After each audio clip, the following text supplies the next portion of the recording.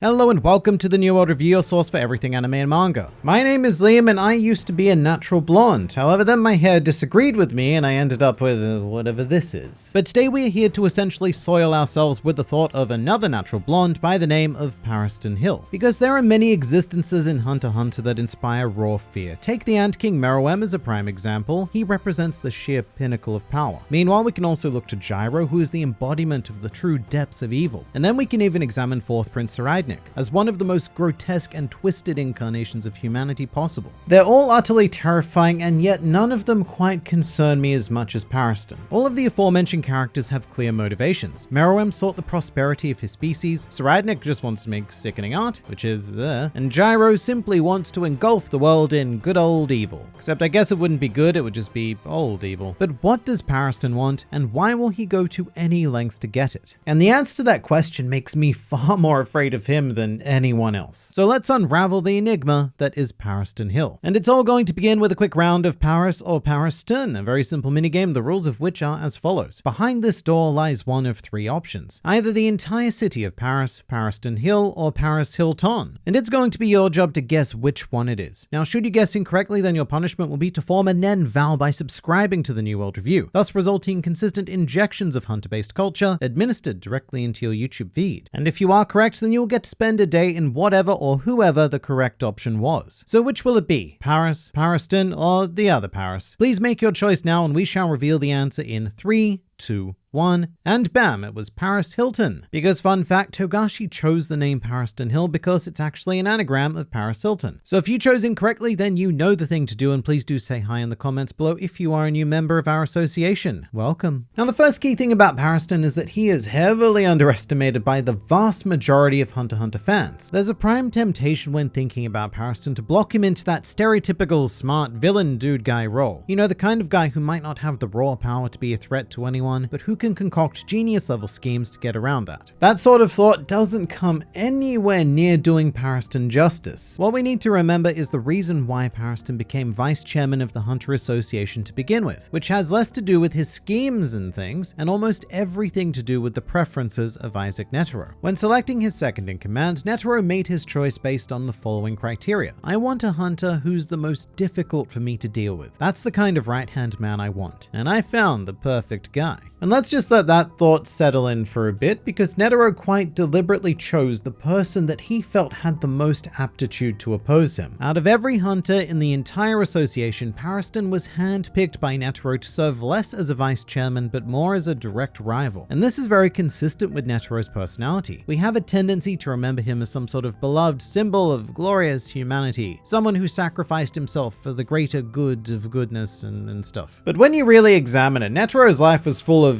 almost exclusively selfish choices. He really only possessed one core goal, which was to find a worthy opponent. For that purpose, he focused the entire Hunter Association towards developing this opponent. The Hunter exam, for example, was a brutal affair designed only to collect the most powerful of potential gems. And I take the time to point this out because Netero and Pariston are much more similar than you may initially think. Cheadle has a very worrying line during the chairman election arc where she states, "I hate the way that he accepts and even suggests proposals that put him at a disadvantage. It's like he enjoys obstacles. He's a lot like Chairman Netero in that way. I hate it." And also this thought is later solidified by Jing, who goes so far as to say, out of the 4 remaining candidates, Pariston is the only one who really follows in Netero's footsteps. So not only do we have the one hunter in the entire association chosen to be Netero's direct rival, but also one who mirrors the former chairman's spirit, albeit in a much more twisted way, because once again, Netero at least had a goal in mind for his actions. I mean, it's somewhat simple because all he wanted to do was cultivate strength, but it is something. Meanwhile, we have Pariston, who follows a likewise brutal methodology, but with completely shrouded motivations. And it does get worse. Much, much worse. Because it is heavily implied, and at least on one occasion even outright stated, that Pariston was not only a rival of Netero, but potentially even beyond the chairman's grasp. Cheadle, for one, refers to Pariston as a monster rather than someone as a human or a hunter. However, fellow Zodiac Mizaistom came to the conclusion that it's obvious that not even Chairman Netero could control him. And that is a very worrying thought, because if Netero can't control him, then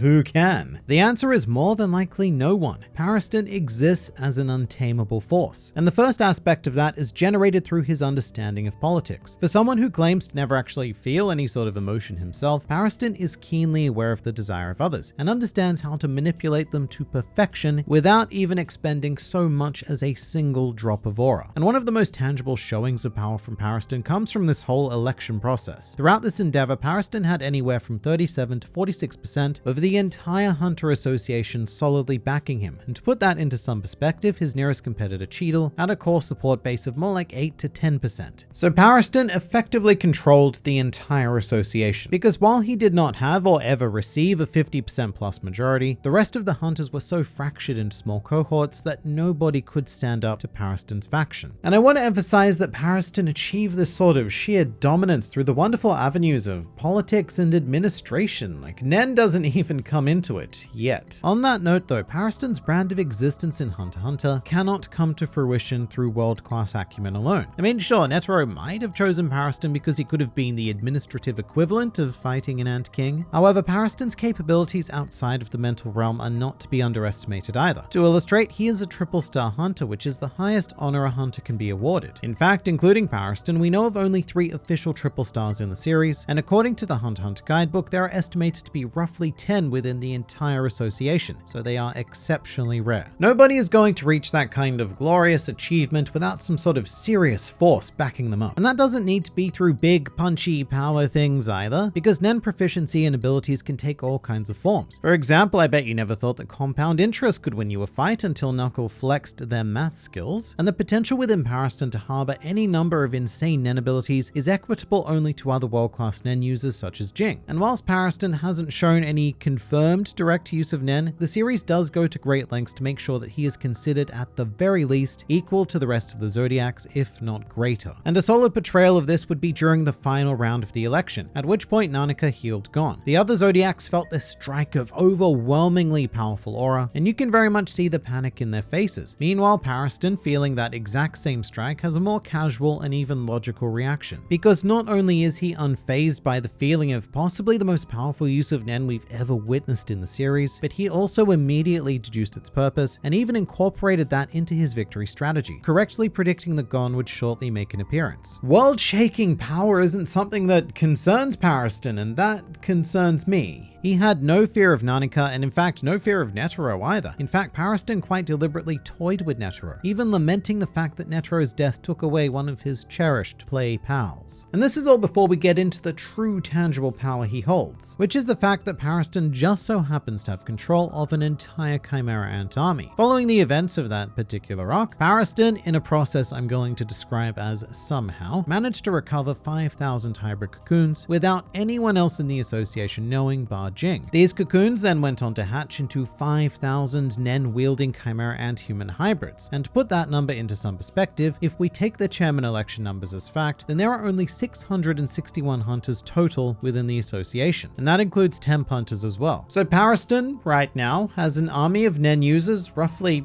5 times the size of the entire Hunter Association, so that's not good. With one command, Pariston could destroy the association, a thought that was confirmed by Jing during the Dark Continent expedition arc. Jing concluded that had the association not responded to Beyond Netero's provocation in the desired way, then Pariston would have sent in his army and annihilated the organization right then and there. And with that in mind, thinking about it, there is currently no force on this planet that commands more sheer power than Pariston currently does. And not only that, but had he become the chairman of the association, then he could have quite directly had the power to sway global decision-making through his words alone. So why didn't he become the chairman? What does Pariston want? And the answer to this is almost deceptively simple. Jing quite clearly told Cheadle during the election that Pariston, quote, doesn't intend to win, but he's not trying to lose either. Which isn't just a commentary on the election scenario, it's a commentary on Pariston as a whole. Pariston does not have a goal in life. Previously, I did equate his actions to those of Netero, but in terms of his desires, he's much more similar to Hisoka. Hisoka lives for the moment. He keeps breathing to satisfy his own lust for battle. And Pariston does the exact same thing, just in a much bigger playground and, well, minus the sexual gratification. Pariston just wants to play. He has no intention of winning, but he will also do everything he can to prevent losing. The key thing is he just doesn't want the game to end. And that confuses people, rather ironically, to no end. Because as a result of this, Pariston is more than willing to accept new conditions that put him at a disadvantage. And that's because there's no fun in it for him if things are too easy. So if Pariston's position is becoming too dominant, then not only will he accept new conditions from others, but he'll also more than willingly handicap himself if nobody else steps forward to do so. But the big problem with games is that if you play the same one over and over and over again, then it inevitably gets boring. So Pariston's stakes in life need to keep increasing. For a long time, he was playing let's call it the Hunter Association game. However, that became boring once Netero passed away. So Pariston has now moved on to a much larger scale game, where the Hunter Association is but a mere piece. So we're now engaged in what I suppose would be called the Dark Continent game, where we've got factions of the entire world at stake, which is pretty serious stuff, but